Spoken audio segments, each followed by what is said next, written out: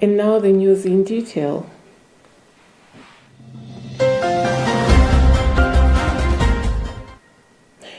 Pope Leo XIV has urged the faithful to revive their missionary calling, which stems from the deep desire to share the joy and comfort of the gospel with all, while remembering those facing hardships, especially migrants who have been forced to leave their homes.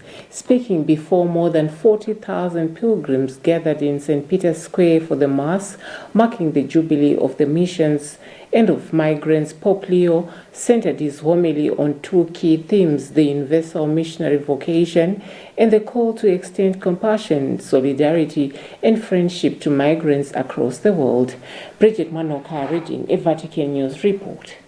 Pope Leo XIV reflected on the struggles of migrants, noting that many are compelled to leave their home countries under harsh circumstances, often separated from their loved ones, spending nights filled with fear and loneliness, and facing discrimination and violence along the way. Quoting Pope Francis' Evangelii Gaudium, Pope Leo emphasized that the entire church is missionally, urging believers to proclaim the gospel to all people in every place and situation, without hesitation or fear. He highlighted the need to reach those on the margins in places scared by war, injustice, and suffering, where the hope found in the gospel can bring comfort and strengthen faith. The Pope reminded the faithful that salvation and renewal spring from a living faith that transforms lives. He stressed that true salvation is realized when we step beyond ourselves to care for those in pain, becoming vessels of God's love in a world that longs for hope and healing. Pope Leo noted that a new missionary era has dawned, one not limited by geography. Poverty, despair, and the search for hope now exist when within our communities, reflected in the suffering of migrants who risk their lives to escape violence and misery. Concluding his message, Pope Leo called for stronger missionary collaboration among churches and renewed appreciation for missionary vocations.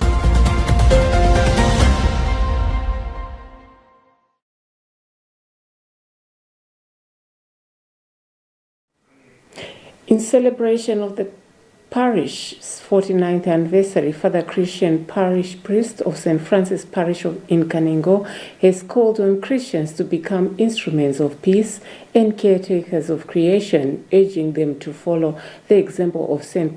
Francis of Assisi by actively building harmony within their families and communities, which he identified as the foundation for broader societal peace, and to fulfill their spiritual and moral duty to protect the environment which sustains all life. Judith Organ has more in this report. Father Christian said St. Francis' teachings remain relevant in today's world, where conflict and environmental degradation continues to threaten human well-being. He said every Christian has a role to play in promoting peace, especially by addressing tension and conflicts within families. He added that many social problems, including suicide and domestic violence, are rooted in a lack of peace and love at home. He expressed gratitude to God for the gift of new priests joining the parish, saying St. Francis Parish continues to expand and needs more clergy to serve its many stations and small Christian communities. He said collaboration among priests and parishioners is vital for spreading peace and strengthening the faith of the growing congregations. Thank you, St. Francis. And as you can see, or you may hear, you saw what was happening. We try to follow his inspiration. Today we have chosen the theme to say, Lord, let me be the instrument of your peace. So the inspiration that we can get from him is to be a peaceful person who brings also peace around them. The second inspiration is the care for the creation. St. Francis is so famous about taking care of the creation which surrounds us. And as you know, trees are being cut all around. We know that creation, we need it. We need it, for instance, for oxygen, for all sorts of things. So the Christians today can get inspiration from St. Francis by being proactive.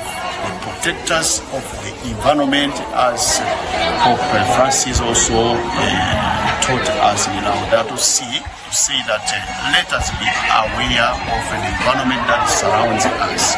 So we become the instruments of peace, and also by taking care of the creation which is. Father Christian said the life of St. Francis teaches Christians to live in peace with one another and protect God's creation. He said being instrument of peace means showing love, patience, and forgiveness in daily life. He encouraged families to prioritize harmony, saying that peaceful homes form the foundation for a peaceful church and a peaceful nation. He added that St. Francis' love for nature should inspire Christians to keep responsibility for their environment. He said every believer must play a part in caring for the earth, reducing pollution and protecting natural resources. He urged parishioners to continue spreading peace and to uphold the values of compassion, humility, and environmental care. For grooming the youth,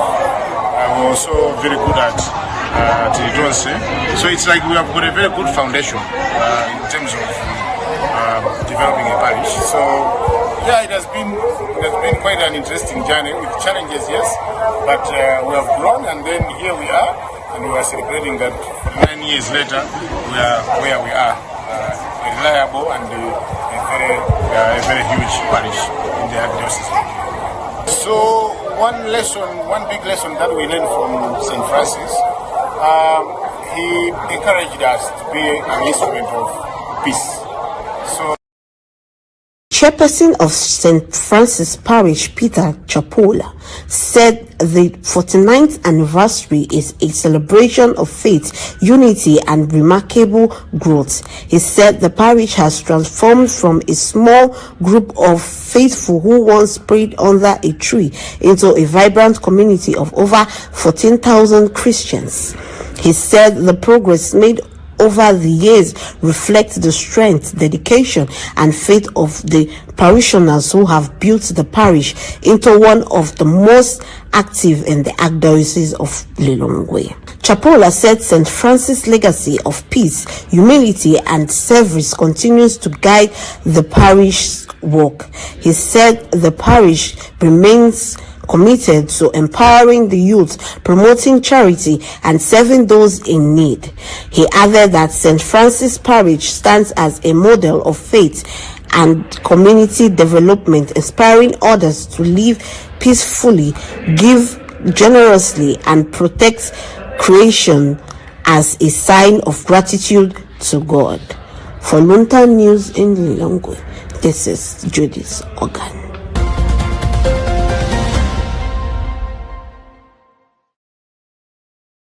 Auxiliary Bishop for Lilongwe Archdiocese Bishop Vincent Makwawa has expressed gratitude for the support received throughout the establishment of St. Andrew's Mtande Parish, highlighting that it represents not only a place of worship but also a new chapter in the Archdiocese of Lilongwe. With this addition, the Archdiocese of Lilongwe now boasts a total of 50 parishes, reflecting the growth of Catholic community and the Church's commitment by spreading the word of the Lord. Patrick Pupa has more in this report. On Saturday, 4 October 2025, the community of Lilongwe celebrated a significant milestone with the opening of the new parish of St. Andrew's Mtande. This momentous occasion was graced by Auxiliary Bishop Vincent Makwawa, who played a key role in blessing the new parish and welcomed the faithful into this new spiritual home. So in order for this new and young parish to thrive and to continue to fulfill its mission, everyone has to appreciate the gifts of members. At the same time, the different groups around the parishes in this parish have to live their charism, their gift, so that in that way they should be able to achieve the mission of the parish. At the same time, the unity and collaboration among the managers, the lay people have to collaborate with the sisters and the priests. The priests have to collaborate with sisters. So this is going to help to make the mission work here easy but also effective.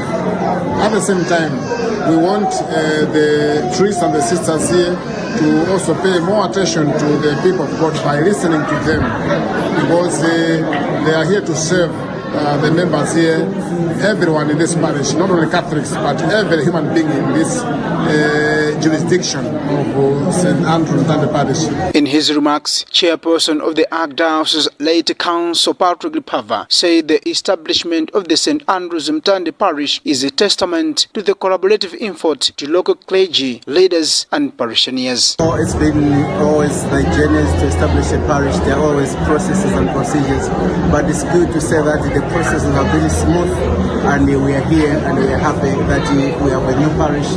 Now we have got 50 parishes in the Archdiocese of Lilongwe. Maybe what will be the plans ahead of this? No, actually the parish has got the leadership, and as the late council, we shall keep visiting them to observe and see the progress of managing the parish up until they are stable and sustainable. The opening of the St. Andrews Luntha Parish marks a significant development for the Catholic community in Lilongwe, offering a new venue for worship and community engagement. For Luntha News, this is Patrick Cooper.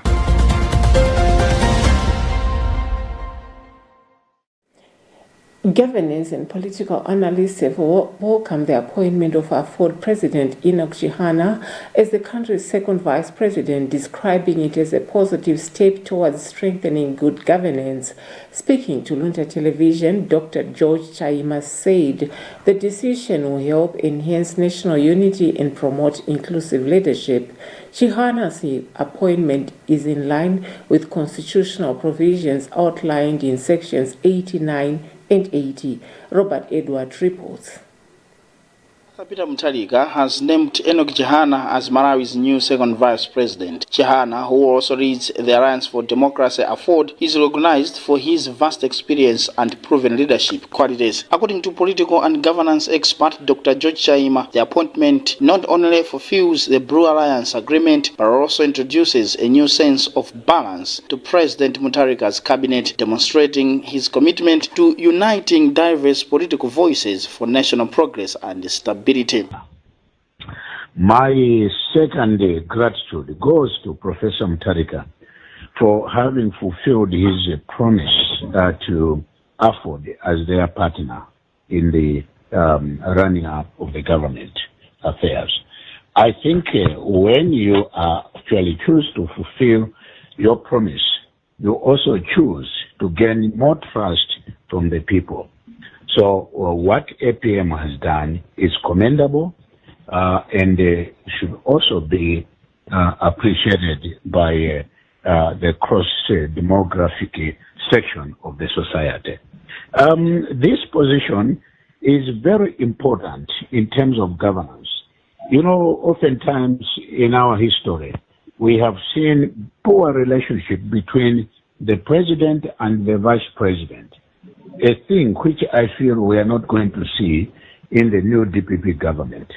This rift that comes between the two offices creates a big gap in government, and it also affects developmental activities and the smooth operation of government.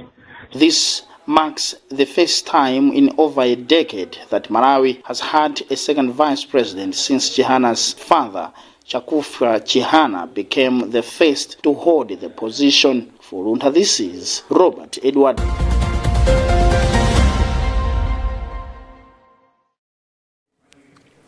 You're watching news live on Luntha TV. We take a short break. Stay with us.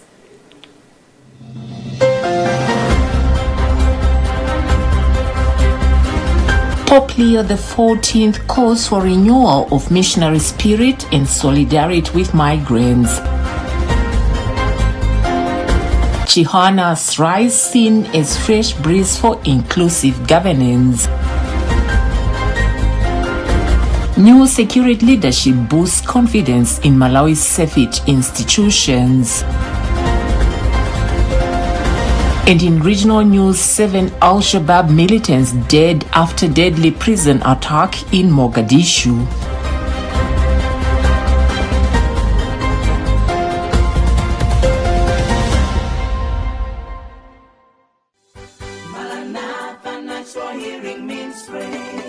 Ife Maranatha Natural Healing Ministries tikuthandiza mavuto osiyanasiyana. Munthu ine ndakhandi kudwala nthenda ya mgonamgona kupita ku chipatala anazotola kulu BP yanu yakwera kwambiri. Ndinafika posiya kuona kumakhala nyumba ineyo satuluka koma nditakwitsa ntchito mahebo a Maranatha ululu unatha ndikuona patali olomota ndipatsa singano kuti ndike ulusi ndiyika mbota ineyo. Maumboni ochuluka akuperekedwa tsiku ndi tsiku. Ndiyata ndi yesa bwinobwino ku chipatala ndimene amana kuti tikuona kuti munthu zotupa ziwiri sakula kwambiri komanso mtima wanu kuoneka kudontha madzi ndachita ndithu kuchokera ku Maranatha. Chinthu chochinale chotupa kuti ndimange tayi ndi makanika tayi makhapa mba pachotupacho olo kuti ndimange mabatani zimaoneka kuti mkati mukhaka ndaika mukanthu kena kake umboni ndina kuti ndachita kuchokera ku Maranatha. Ine matenda adandiphatha ine adali yasima esesani musachedwe pitani ku Maranatha. Maumboni ochuluka akuperekedwa tsiku ndi tsiku. Mukapita ku Maranatha kwagula mankhwala mukupanga za moyo wa inu mukupanga za moyo wakaza komanso mukupanga moyo wa ana. Maumboni ochuluka akuperekedwa tsiku ndi tsiku. Mahebo akupezeka mashopu onse a Maranatha muno Malawi. Phone 0888-381-131 kapena 0996-867-190.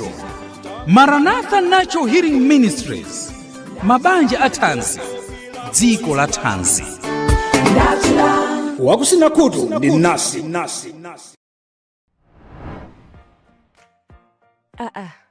Mwaswera Grace. Ndaswera kai maive. Mwagula mabuku kodi? Ayi ndabwereka ku library. Kodi yako open secondary school so mmatha kugwiritsa ntchito library ya school? Ndichina chilichonse tu. Library, labu ya science, ya ICT, komanso maphunziro amakono apa phone, tablet, computer ndi digital learning. Timagwiritsa ntchito notesmaster.com. Ndi chimodzimodzi lophunzira aliyense wa ku secondary school ya boma. Izi zinthu ndiye zosangalatsa. Maphunziro apamwamba ndithu. Ayiviru bajasana sankhidwe ndini madankhawa kuti kodi kadi ndipanga bwanji. Ife tonse amene tinakhonza mayeso a 8 koma sitinasankhidwe kupita ku secondary munasiyira sukulu ya secondary panjira kapena mukufuna kutsitsa ma points, dziwani kuti unduna wa maphunziro a primary ndi secondary unakhazikitsa maphunziro a open secondary schools ngati njira imodzi yowonjezera mwayi wa maphunziro apamwamba kudzera msukulu za secondary za m'madera athu kumene kuli aphunzitsi odziwa ntchito yawo bwino komanso zipangizo zapamwamba zoyenera pa maphunziro. Musazengereze, kalembetsani lero ku open secondary school ya mdera lanu kuti mupeze maphunziro apamwamba. Uthengawu akukupatsirani ndi aunduna wa maphunziro aku primary ndi secondary kudzera ku Equals Project ndi thandizo la ndalama lochokera ku World Bank.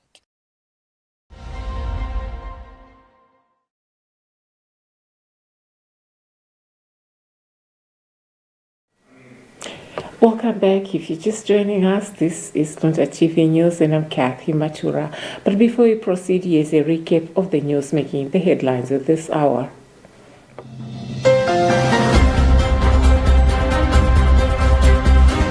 Pope Leo XIV calls for renewal of missionary spirit and solidarity with migrants. Chihana's rise seen as fresh breeze for inclusive governance. New security leadership boosts confidence in Malawi's safety institutions. And in regional news, 7 Al-Shabaab militants dead after deadly prison attack in Mogadishu.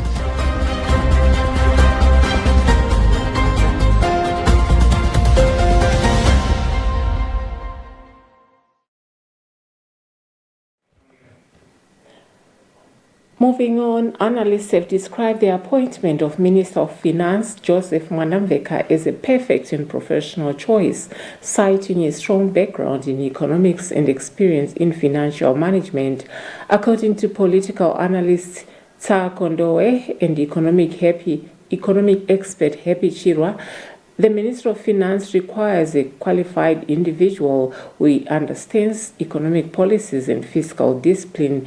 They say Mwanamveka's appointment demonstrates President Mutharika's commitment to stabilizing Malawi's economy. Emmanuel Chiwocha reports.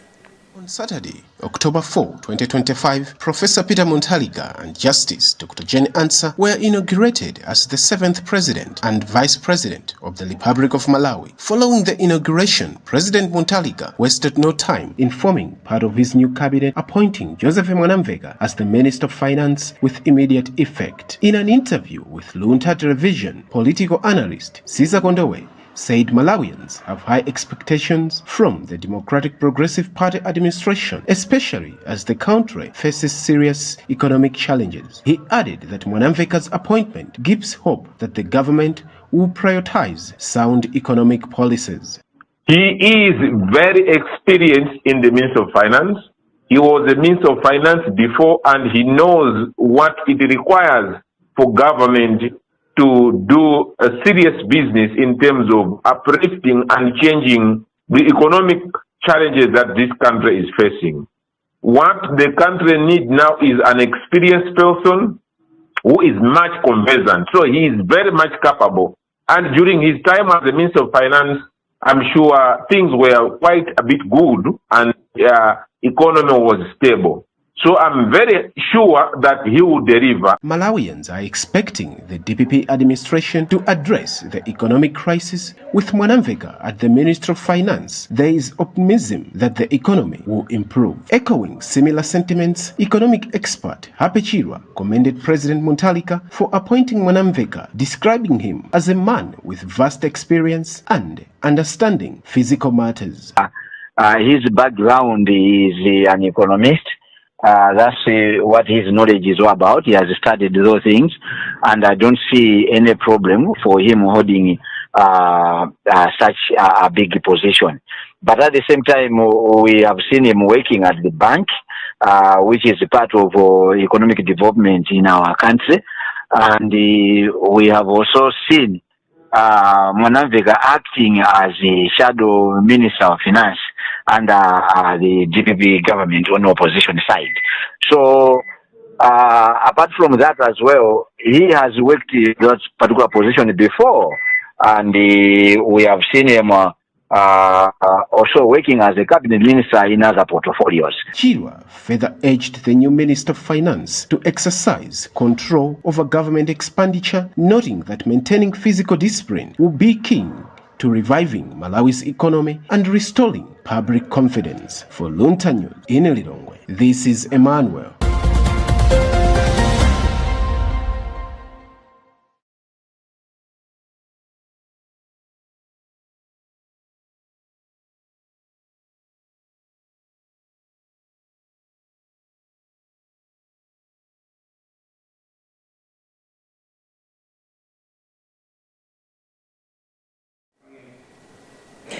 In regional news, Somali security forces on Sunday said they had killed 7 al-Shabaab militants who stormed a high-security prison in Mogadishu.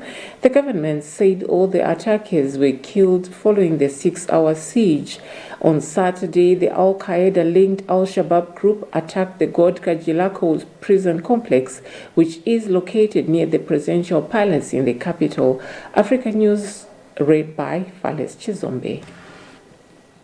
Explosions and gunfire were heard coming from Godka Jirakau on Saturday evening. Godka Jirakau is operated by Somali's national intelligence and security agents and is one of the most protected sites of the capital. Militants disguised themselves as soldiers to enter the prison. Al-Shabaab said it wanted to liberate some of its members, but the Somali government said no prisoners escaped during the attack. The exact number of casualties among security forces was not immediately clear. A private ambulance owner, Abdul Kadir Adam, said his vehicle had transported almost 25 patients from the scene to various hospitals. Saturday's attack came just hours after the federal government lifted several standing roadblocks in Mogadishu. The barriers had been in place for years to safeguard critical government sites, but many residents argued that they obstructed traffic and commerce. Mogadishu had been relatively calm in recent months as government forces backed by local militias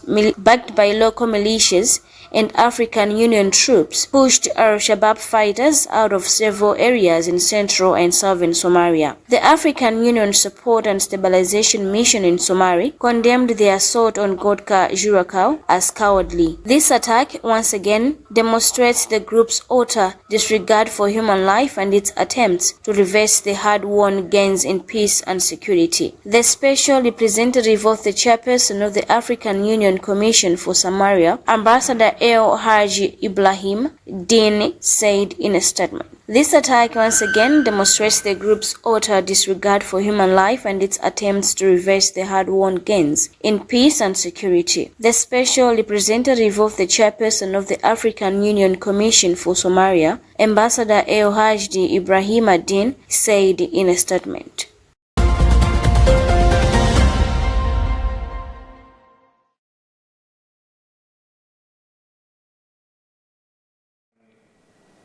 Falis Chizombi right there with the African News report on the deadly Al-Shabaab deadly attack on a prison in Mogadishu, marking the end of this bulletin. The top stories once again before I go.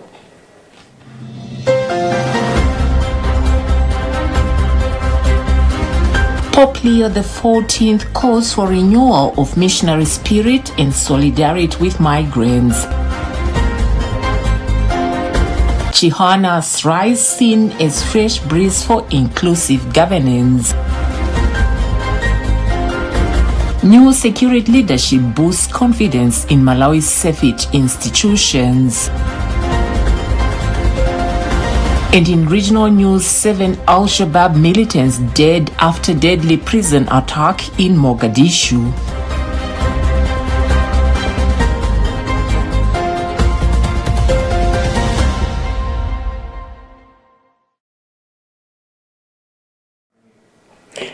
We have come to the end of this bulletin. On behalf of my newsroom and FCC colleagues, thank you for choosing Luntha TV always. I'm Kathy Matura. Goodbye for now.